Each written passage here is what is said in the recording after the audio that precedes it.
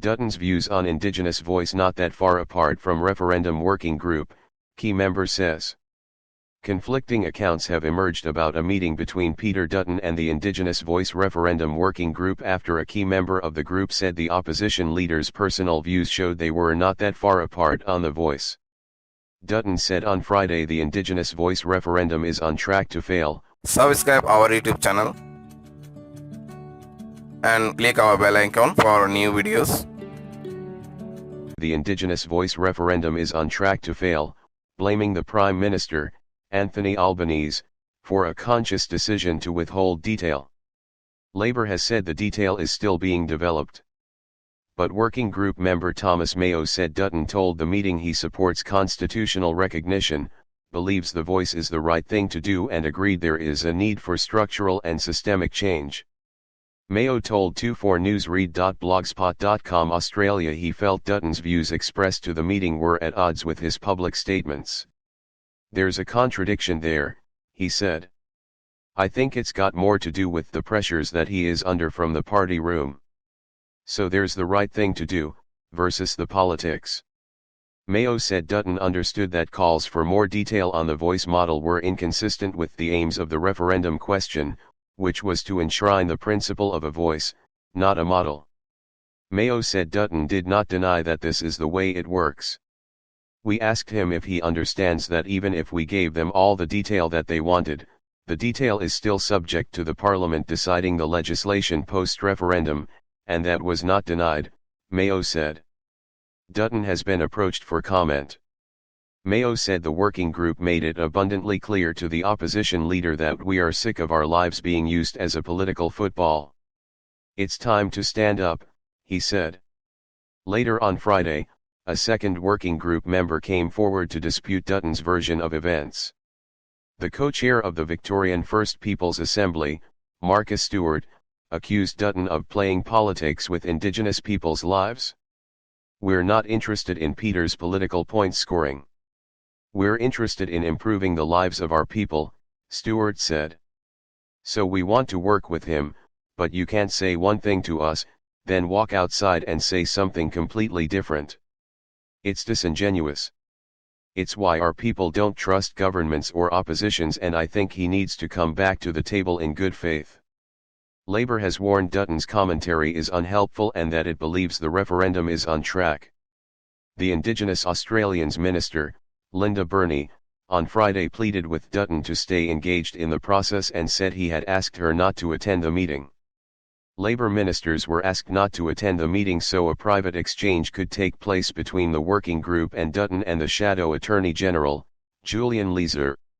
It is understood Leeser had written to Burney on Wednesday to thank her for a recent phone call and to request a private meeting with the group, which was agreed. Asked on Friday whether he thinks the referendum will fail, Dutton first thanked the working group members for their engagement and the constructive discussion.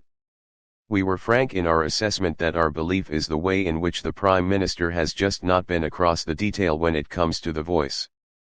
I think the voice is not going to get up, it's not going to be successful, Dutton told reporters in Wanderna South in the electorate of Aston.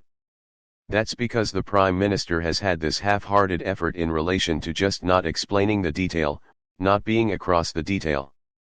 And I think it's tough for a lot of Australians when they're being asked to make a change to the Constitution, our nation's founding document, and yet they don't have the detail from our Prime Minister. The Prime Minister is making a conscious decision to withhold that information. On Friday the Labour frontbencher Jason Clare was asked if Dutton's commentary was helpful. No, it's not, Clare replied. I just urge Peter Dutton, don't make the same mistake again, he told reporters in Canberra. This week Peter Dutton apologised for turning his back on Aboriginal Australians. Don't make the same mistake again. Peter, you don't want to be looking back in 15 years' time and apologising for doing the same thing. Asked about Dutton's view the referendum will fail, Burney told reporters in Canberra she would not comment publicly on discussions within the working group. But I will say that we are on track to introduce the Constitution Alteration Bill in Parliament in March. And then there'll be a Senate inquiry, a committee process around which the bill will be examined, which is very normal, as you know. People will be able to make submissions. And I say to Mr. Dutton, please stay engaged with the working group. That is certainly the desire of the working group. Bernie said it was unfortunate that she had been asked not to attend the meeting, so I wasn't actually there to hear what he had to say. Bernie urged all parliamentarians to remain engaged with the Voice referendum, which aims to recognize 65,000 years of Indigenous history and to improve life outcomes for First Nations people.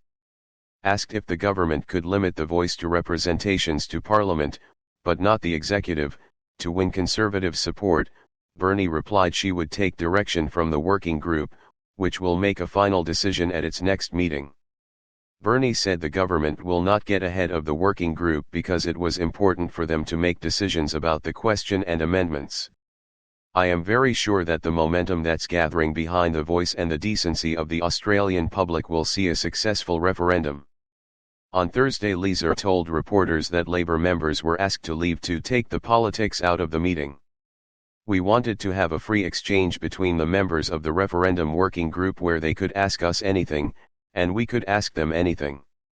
Representations to Parliament, but not the executive, to win Conservative support, Bernie replied she would take direction from the working group, which will make a final decision at its next meeting.